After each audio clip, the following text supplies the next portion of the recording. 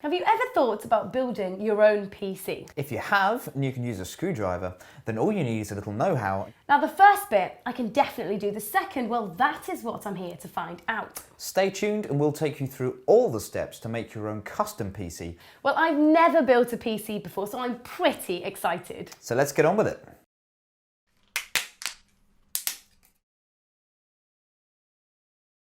I am totally into this whole PC DIY thing we've got going on, but so far, this doesn't really look much like a PC.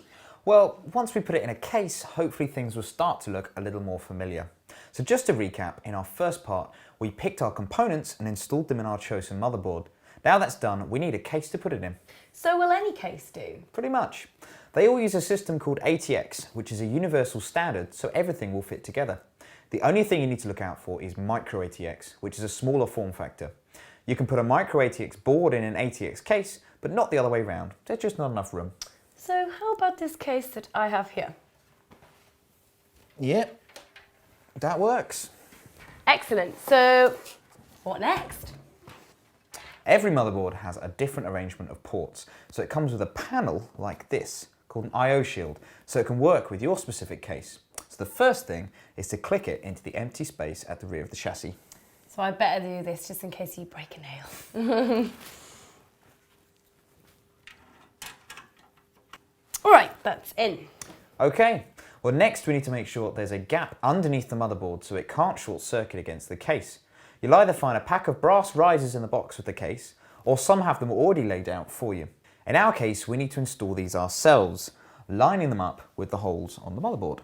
You need to make sure these are tight. Our case came with a special tool for doing this, but you can always use a pair of pliers. Right, that all looks pretty good. So can I now put in the motherboard? Yes, indeed. The important thing to remember though, is to make sure you don't scratch the motherboard on the brass risers. So come in at an angle, aiming the ports towards the I/O shield. When they're in the right place, slowly lower the motherboard onto the risers. Now use the round head screws with the fine thread to attach the motherboard to the case. It's best to only loosely tighten these until you've got all the screws in place before going round for a final tighten. Well, I'd say it's looking a lot more like a PC now, so what does it need next? Well, it's going to need some power, and the power supply slides in here.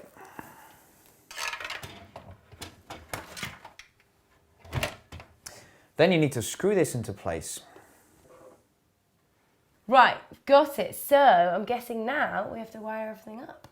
That's correct. So we're going to start with this big block here and this smaller one. We're going to connect these directly to the motherboard because they supply the power.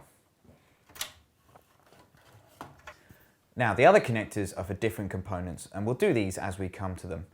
And now we come to perhaps the trickiest part. Well, I'd say it's been pretty simple so far, so hit me. Well, these cables here relate to the front panel of the case, the lights, the power switch, that kind of thing. Each one needs to be attached separately. I need to make sure that any leads with positive and negative markers match up.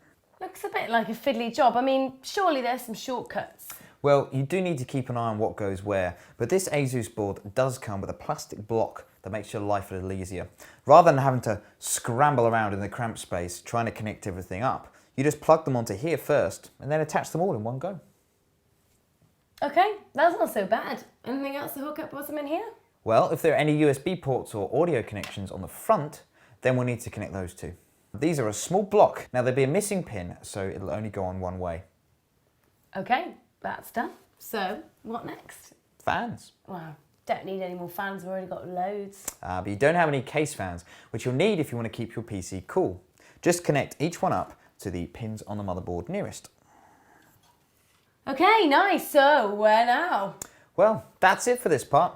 Now we'll be putting in the drives and the graphics card next, so make sure you stay tuned. I'm not going anywhere. I want to see this thing through to the end.